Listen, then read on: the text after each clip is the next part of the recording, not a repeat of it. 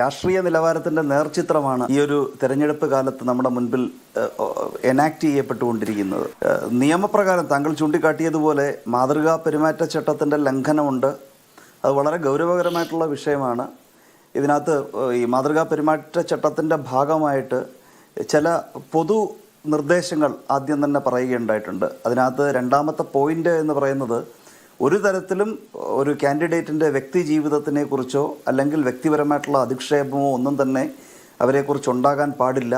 അങ്ങനെ ഉണ്ടാകുകയാണെങ്കിൽ election commission പരാതി കേട്ട് നടപടി എടുക്കുവാൻ കഴിയും. മാതൃകാ പെരുമാറ്റച്ചട്ടം എന്ന് പറഞ്ഞു കഴിഞ്ഞാൽ ഒരു പീനൽ ലോ അല്ല എന്ന് നമുക്കറിയാം. പക്ഷേ ഭരണഘടനാ പ്രകാരം ഇലക്ഷൻ്റെ നടത്തിപ്പുമായിട്ട് ബന്ധപ്പെട്ട് പ്ലീനറി അധികാരം ആണ് ഇലക്ഷൻ കമ്മീഷനുള്ളത്. അപ്പോൾ അങ്ങനെ ഒരു പൊളിറ്റിക്കൽ പാർട്ടിയുടെ ഓതറൈസ്ഡ് ആയിട്ടുള്ള ഒരു വ്യക്തി അല്ലെങ്കിൽ ഒരു ഏജൻറ്റ് ഇങ്ങനെ ഒരു പ്രചരണത്തിൽ ഉൾപ്പെട്ട് എന്ന് അറിയുകയാണെങ്കിൽ, അല്ലെങ്കിൽ അന്ന് ഫൈൻഡിങ് വരികയാണ് എന്നുണ്ടെങ്കിൽ പൊളിറ്റിക്കൽ പാർട്ടിയെ റിപ്രിമാൻഡ് ചെയ്യുവാൻ കഴിയും, പരസ്യമായി ശാസിക്കുവാൻ കഴിയും. ഒരു ജനാധിപത്യ വ്യവസ്ഥയിൽ ഇലക്ഷൻ കമ്മീഷൻ ഒരു പാർട്ടിയെ ശാസിക്കുക എന്ന് പറയുമ്പോൾ അത് വെറൊരു ശാസന മാത്രമല്ല, മാധ്യമങ്ങളിലൂടെ അത് ജനങ്ങൾക്ക് ഒരു വലിയ സന്ദേശമായിട്ട് തന്നെ ചെല്ലുകയാണ് ഉണ്ടാകുന്നത്. ഇവിടെ ശൈലജ ടീച്ചറുടെ വ്യക്തി ജീവിതത്തിനെ അല്ലെങ്കിൽ അവരെക്കുറിച്ച് സഭ്യമല്ലാത്ത രീതിയിൽ ഉള്ള പ്രചരണം നടക്കുന്നുവെങ്കിൽ ജനാധിപത്യത്തിൻ്റെ ഏറ്റവും കറുത്ത നിമിഷങ്ങളിലൊന്നാണ്. അത് ശൈലജ ടീച്ചറെന്നല്ല, ഏതൊരു കാൻഡിഡേറ്റ് ആണെങ്കിലും ഏതൊരു പൗരനാണെങ്കിലും അത്തരത്തിലുള്ള വ്യക്തിഹത്യയ്ക്ക് വിധേയമാകുകയാണെന്നുണ്ടെങ്കിൽ വളരെ ദൗർഭാഗ്യകരമായ കാര്യമാണ്.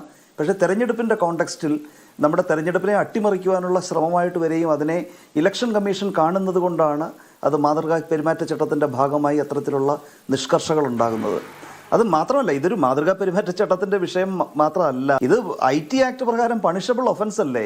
സൈബർ പെട്രോളിംഗ് വരെയുമുള്ള ഒരു സംസ്ഥാനത്ത് ഇതുപോലെ ടീച്ചർ അപമാനിക്കപ്പെട്ടുവെങ്കിൽ നടപടിയെടുക്കാൻ കഴിഞ്ഞില്ല എന്നുണ്ടെങ്കിൽ വ്യവസ്ഥയുടെ പരാജയമല്ലേ? ഈ മാതൃകാ പെരുമാറ്റച്ചട്ടം മാത്രമല്ല, ഈ ജനപ്രാതിനിധ്യ നിയമം 1951 പ്രകാരം 123ാമത്തെ വകുപ്പിൽ കറപ്റ്റ് പ്രാക്ടീസസിനെ കുറിച്ച്, തെറ്റായിട്ടുള്ള ഇത്തരത്തിലുള്ള നടപടിക്രമങ്ങളെക്കുറിച്ച് പറഞ്ഞിട്ടുണ്ട്. അതിൻ്റെ 4ാമത്തെ ഉപവകുപ്പ് എന്ന് പറയുന്നത് ഒരു കാൻഡിഡേറ്റിനെ കുറിച്ച് മറ്റൊരു കാൻഡിഡേറ്റോ അല്ലെങ്കിൽ അവരുടെ ഏജൻറ്റോ എന്ന് പറയുമ്പോൾ രാഷ്ട്രീയ പാർട്ടിയുടെ സാരഥ്യം വഹിക്കുന്ന ആരെങ്കിലും തെറ്റാണ് എന്ന് ബോധ്യമുള്ള ഒരു കാര്യം വസ്തുതാവിരുദ്ധമായിട്ട് പറയുകയോ പ്രചരിപ്പിക്കുകയോ ചെയ്യുകയാണെങ്കിൽ അങ്ങനെ ഒരു കറപ്റ്റ് പ്രാക്ടീസിൻ്റെ അടിസ്ഥാനത്തിൽ തിരഞ്ഞെടുക്കപ്പെടുന്ന കാൻഡിഡേറ്റിൻ്റെ ഇലക്ഷൻ വരെയും അസാധുവായിട്ട് പ്രഖ്യാപിക്കുവാൻ കഴിയും. കാരണം 123(4) പറയുന്നത് അങ്ങനെ ചെയ്യുന്ന ഒരു കാര്യം, അത്തരത്തിൽ സത്യമല്ല എന്ന് ബോധ്യമുള്ള ഒരു കാര്യം പ്രചരിപ്പിക്കുന്നത്, അങ്ങനെ ഒരു വ്യക്തി കാൻഡിഡേറ്റ് തിരഞ്ഞെടുക്കപ്പെടുന്നതിനെ അട്ടിമറിക്കുവാനായിട്ടാണ് എങ്കിൽ ആ ഇലക്ഷൻ വരെയും അസാധുവാക്കി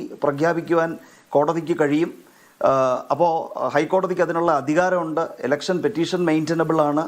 അപ്പോൾ ഇതൊരു വെറും മാതൃകാ പെരുമാറ്റച്ചട്ടത്തിൻ്റെ ലംഘനം മാത്രമല്ല, അങ്ങനെ നടന്നിട്ടുണ്ട് എങ്കിൽ അതൊരു പാർട്ടിയുടെ നേതൃത്വത്തിൻ്റെ അറിവോടുകൂടിയാണ്, അല്ലെങ്കിൽ പാർട്ടിയുടെ കാൻഡിഡേറ്റിൻ്റെയോ പാർട്ടി അധികാരപ്പെടുത്തിയ ആരുടെയെങ്കിലുമോ അറിവോടുകൂടിയാണ് ഇത് നടന്നിട്ടുള്ളതെങ്കിൽ അത് വളരെ ഗൗരവകരമായിട്ടുള്ള വിഷയമാണ്. ഇലക്ഷൻ കഴിഞ്ഞിട്ട് വരെയും തെരഞ്ഞെടുപ്പിനെ അസാധുവാക്കുന്നത് പോലെയുള്ള നടപടികൾ അത് അത്ര ഈസി അല്ലെങ്കിൽ കൂടിയും നിയമം അതിന് വഴിയൊരുക്കുന്നുണ്ട് എന്ന് ഈ ഒരു അവസരത്തിൽ പറയാം. സൈബർ ഡോം നമുക്കുണ്ട് എന്ന് മാത്രമല്ല, ഒരു സൈബർ ഡിവിഷൻ ഫെബ്രുവരി 2024 ഒരു പ്രത്യേക സൈബർ ഡിവിഷൻ സൈബർ പെട്രോളിങ്ങും സൈബർ ക്രൈംസ് ഒക്കെ പ്രിവെൻറ്റ് ചെയ്യുക, അതൊക്കെ ഒന്നും ഉണ്ടാകാതെ ഉറപ്പുവരുത്തുക എന്നുള്ള ഉദ്ദേശത്തോടു കൂടി ഒരു സൈബർ ഡിവിഷൻ തന്നെ കേരള പോലീസിൽ ലോഞ്ച് ചെയ്തിട്ടുണ്ട്. അപ്പോൾ അത്തരത്തിൽ വളരെ ശക്തമായിട്ടുള്ള സംവിധാനങ്ങൾ നിലനിൽക്കെ സൈബർ ഡോം ഈ സൈബർ ഡിവിഷൻ്റെ കീഴിലാണ്. സൈബർ പെട്രോളിംഗ് ഉൾപ്പെടെയുള്ള ആക്ടിവിറ്റികൾ, അതായത് ഒരു പരാതിയുടെ തന്നെ ആവശ്യമില്ല. ഇത്തരത്തിൽ വളരെ സെൻസിറ്റീവായിട്ടുള്ള ഒരു കാലഘട്ടത്തിൽ വ്യക്തിഹത്യയിലൂടെ സോഷ്യൽ മീഡിയയിലൂടെ തെരഞ്ഞെടുപ്പിനെ അട്ടിമറിക്കുവാനും കാൻഡിഡേറ്റ്സിനെതിരെ മോശകാര്യങ്ങൾ പ്രചരിപ്പിക്കുവാനും ശ്രമിക്കാൻ സാധ്യതയുണ്ട് എങ്കിൽ അതിനെക്കുറിച്ച് എല്ലാവർക്കും, താങ്കൾക്കും എനിക്കും എല്ലാം അറിയാം അങ്ങനെയുള്ള സാധ്യതകളെക്കുറിച്ച്. അവിടെ സൈബർ പെട്രോളിംഗ് വഴി പ്രിവെൻറ്റീവായിട്ടുള്ള ഇങ്ങനെയുള്ള കാര്യങ്ങൾ സംഭവിക്കാതിരിക്കുവാനുള്ള നടപടി എടുക്കുന്നതിൽ പോലീസ് പരാജയപ്പെട്ടിട്ടുണ്ടെങ്കിൽ ആരെയാണ് കുറ്റപ്പെടുത്തുവാൻ കഴിയുക? ഇൻസ്റ്റാഗ്രാം ഹാൻഡിൽ വഴിയാണ് ഈ വൃത്തികേട് പ്രചരിപ്പിക്കപ്പെട്ടതെന്ന് പറയുന്നു. എന്താ ഇൻസ്റ്റാഗ്രാം ഹാൻഡിലിൻ്റെ സോഴ്സ് കണ്ടെത്തുവാൻ, ആരാണ് ഇതിൻ്റെ പിന്നിൽ പ്രവർത്തിച്ചതെന്ന് കണ്ടെത്താൻ എന്താ ഒരു വ്യാഴവട്ടക്കാലം വേണോ? ഇത്ര ശക്തമായിട്ടുള്ള സംവിധാനങ്ങളില്ലേ? അപ്പോൾ ഇത് പോലീസിൻ്റെ പരാജയം തന്നെയാണ്. 67 പ്രകാരം ഒബ്സീൻ മെറ്റീരിയൽ, ഇൻഫർമേഷൻ ടെക്നോളജി ആക്ടിൻ്റെ 67ാം വകുപ്പ് പ്രകാരം ഒബ്സീൻ ആയിട്ടുള്ള മെറ്റീരിയൽ ട്രാൻസ്മിറ്റ് ചെയ്ത് കഴിഞ്ഞാൽ 3 വർഷം വരെ പണിഷബിൾ ഒഫൻസാണ്. പിന്നെ ഒരു വ്യക്തിയെ സംബന്ധിച്ചിടത്തോളം ഇങ്ങനെയുള്ള വൃത്തികേടുകൾ കാണിക്കുന്ന ആരോപണവുമായിട്ട് ഉള്ള മെറ്റീരിയൽ ട്രാൻസ്മിറ്റ് ചെയ്ത് കഴിഞ്ഞാൽ 67A പ്രകാരം 5 വർഷം വരെ പണിഷബിൾ ആയിട്ടുള്ള ഒഫൻസാണ്. എന്നിരിക്കെ ഇവിടെ പോലീസിന് നടപടിയെടുക്കാൻ കഴിഞ്ഞിട്ടില്ല എങ്കിൽ ആരെയാണ് നമുക്ക് കുറ്റപ്പെടുത്തുവാൻ കഴിയുക? ദൗർഭാഗ്യവശാൽ നമ്മുടെ ഈ പൊതുസമൂഹത്തിലെ ചർച്ചകളും അല്ലെങ്കിൽ സമൂഹത്തിൻ്റെ സോഷ്യൽ മീഡിയയിലൂടെ പ്രകടിപ്പിക്കപ്പെടുന്ന സ്വഭാവം അതിന് കഴിഞ്ഞ കുറേ കാലങ്ങളായിട്ട് വളരെയധികം മൂല്യച്യുതി വന്നു കഴിഞ്ഞു. അപ്പോൾ ഇത്തരത്തിലൊരു മെറ്റീരിയൽ സോഷ്യൽ മീഡിയയിൽ പോസ്റ്റ് ചെയ്യുകയാണെങ്കിൽ അല്ലെങ്കിൽ ഇൻസ്റ്റഗ്രാമിൽ ഹാൻഡിലൂടെ പോസ്റ്റ് ചെയ്യുകയാണ് എന്നുണ്ടെങ്കിൽ അതിനെ പ്രചരിപ്പിക്കുവാൻ, ഏറ്റെടുക്കുവാൻ, അതൊരു ഉന്മാദത്തോടു കൂടി അതിൻ്റെ പുറകെ പോകുവാൻ ജനമുണ്ട് എന്നൊരു ചിന്തയും കൂടെ ഉണ്ടായിട്ടല്ലേ ഇത്തരത്തിലുള്ള കാര്യങ്ങൾ പ്രചരിപ്പിക്കാനുള്ള ഒരു ധൈര്യം വരുന്നത്. പോലീസിൻ്റെ പരാജയം വളരെ വ്യക്തമാണ്. ഇത്രയും ദിവസങ്ങൾ കഴിഞ്ഞിട്ടും നടപടിയെടുക്കാൻ കഴിഞ്ഞില്ല. ആരാണിത് നടത്തിയത് എന്നതിനെക്കുറിച്ച് ഒരു ഫൈൻഡിങ് ഉണ്ടാകേണ്ടത് പോലീസിൻ്റെ അന്വേഷണത്തിലാണ്. ഇന്ത്യൻ പീനൽ കോഡിൻ്റെ 3-ാമത്തെ വകുപ്പ് പ്രകാരം സീമകളില്ലാത്ത അധികാരമാണ് IPC ഒഫൻസുകൾ നിയമത്തിൻ്റെ മുൻപിൽ കൊണ്ടുവരുന്നതിന് ലോ എൻഫോഴ്സ്മെൻറ്റ് ഏജൻസിക്കുള്ളത്. ഒരു ഇന്ത്യൻ പൗരൻ ലോകത്തെവിടെയെങ്കിലും ഇന്ത്യൻ നിയമപ്രകാരം ഒരു കുറ്റകൃത്യം നടത്തുകയാണ് എന്നുണ്ടെങ്കിൽ ഇന്ത്യൻ നിയമപ്രകാരം അയാളെ പണിഷ് ചെയ്യുവാൻ കഴിയും, അയാളെ വിചാരണ നടത്തുവാൻ കഴിയും. സീമകളില്ലാത്ത ഒരു ലോകമാണ് നമ്മളുടെ മുൻപിൽ ടെക്നോളജിയുടെ ആവിർഭാവത്തോടു കൂടി. അപ്പോൾ ഈ ഒരു അവസരത്തിൽ ഇപ്പം ഗൾഫിൽ ഇരുന്നുകൊണ്ട് ഇങ്ങനെ ഒരാളൊരു ഒഫൻസ് നടത്തുകയാണെന്നുണ്ടെങ്കിൽ ഇന്ത്യയിലെ പോലീസ് ഉദ്യോഗസ്ഥർ ഗൾഫിൽ പോയിട്ട് അത് വെരിഫൈ ചെയ്യേണ്ടതായിട്ടില്ല. ഇൻസ്റ്റഗ്രാം ആണെങ്കിലും ഫേസ്ബുക്ക് ആണെങ്കിലും ഇതുവഴി അവർക്ക് ആക്സസ് ചെയ്യാൻ കഴിയുന്ന ഇൻഫർമേഷൻ ഉപയോഗിച്ചുകൊണ്ട് ഇത് ആര് ഈ കുറ്റകൃത്യം ചെയ്തു എന്ന് ട്രേസ് ഔട്ട് ചെയ്യാൻ കഴിയില്ലേ? എന്ന് മാത്രമല്ല, ഈ ഷെയർ ചെയ്യുന്നവരൊക്കെ ഇന്നസെൻസ് ആണോ? വളരെ നിഷ്കളങ്കർ, കണ്ണടച്ച് ഒരു ആനന്ദത്തിന് വേണ്ടി ഷെയർ ചെയ്യുന്നതാണോ? അല്ലെങ്കിൽ ലോകത്തോടുള്ള എല്ലാ നന്മയും പ്രകടിപ്പിച്ചുകൊണ്ട് ഷെയർ ചെയ്യുന്നതാണോ? അങ്ങനെ ഷെയർ ചെയ്യുന്ന ഒരു ഇന്ത്യൻ ടെറിട്ടറിയിലാണെന്നുണ്ടെങ്കിൽ ഇൻസ്റ്റൻ്റായിട്ട് നടപടിയെടുക്കണം. എന്തുകൊണ്ടത് പോലീസ് ചെയ്യുന്നില്ല എന്നുള്ളത് പരിശോധിക്കേണ്ടതായിട്ടുണ്ട്. സമൂഹത്തിൽ ഇത് സെയിലബിൾ ആണ്.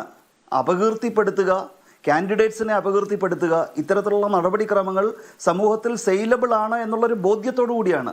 പിന്നീട് ഈ നേതാക്കന്മാരുടെ കോണ്ടാക്റ്റിനെ പലപ്പോഴും, അവരുടെ സ്വഭാവത്തെ പലപ്പോഴും സ്വാധീനിക്കുന്നത് ഈ തെരഞ്ഞെടുപ്പിൻ്റെ ഉന്മാദത്തിൽ വീണുപോയ അല്ലെങ്കിൽ ഉന്മാദത്താൽ നയിക്കപ്പെടുന്ന ഈ അണികളാണ്. ഈ സോഷ്യൽ മീഡിയ ഫ്രൻസി വളരെ അപകടകരമായ തരത്തിൽ ആ ഒരു ഉന്മാദ പ്രകടനവും വൈരനിര്യാതന ബുദ്ധിയോടുകൂടി ചീത്തവിളികൾ ഉൾപ്പെടെയുള്ള കാര്യങ്ങൾ വളരെ സ്വാഭാവികമാണ്. സഭ്യമല്ലാത്ത വാക്കുകൾ സമൂഹത്തിൽ അത് സഭ്യമല്ല എന്ന് അംഗീകരിക്കപ്പെടുമ്പോഴും സമൂഹ മാധ്യമങ്ങളിൽ അത് സഭ്യമായി മാറി വരുന്ന ഏറ്റവും ദൗർഭാഗ്യകരമായിട്ടുള്ളൊരു സാഹചര്യമാണ് നാം പ്രത്യേകിച്ച് മലയാളം സോഷ്യൽ മീഡിയയിൽ കാണുന്നത്. അപ്പോൾ ഇത് സമൂഹത്തിൻ്റെ ഒരു മൂല്യച്യുതിയുടെ ഒരു പ്രതിഫലനം തന്നെയാണ് എന്ന് മാത്രമല്ല, ഒരു രാഷ്ട്രീയ പാർട്ടികളുടെ നേതാക്കന്മാരും ഇങ്ങനെയുള്ള കാര്യങ്ങളെ നിയന്ത്രിക്കുവാൻ വേണ്ടി, സ്വന്തം അണികളെ നിയന്ത്രിക്കുവാൻ വേണ്ടി ഒരു വാക്ക് പോലും ഇത്ര കാലമായിട്ടും പറയുകയുണ്ടായിട്ടില്ല. TV ചാനലുകളിലും അതുപോലെ തന്നെ പ്രസ് മീറ്റുകളിലും ഒക്കെ പറയുന്ന റോസി വേർഡ്സ്, സൗകുമാര്യമുള്ള വാക്കുകൾ മാറ്റി നിർത്തി കഴിഞ്ഞു കഴിഞ്ഞാൽ തങ്ങളുടെ അണികൾക്കൊരു ഡയറക്ഷൻ കൊടുക്കുവാൻ അല്ലെങ്കിൽ അവർക്കൊരു ശാസന കൊടുക്കുവാനുള്ള ധാർമ്മികമായിട്ടുള്ള കരുത്തൊരൊറ്റ രാഷ്ട്രീയക്കാരനോട് കാണിക്കാറുണ്ട്.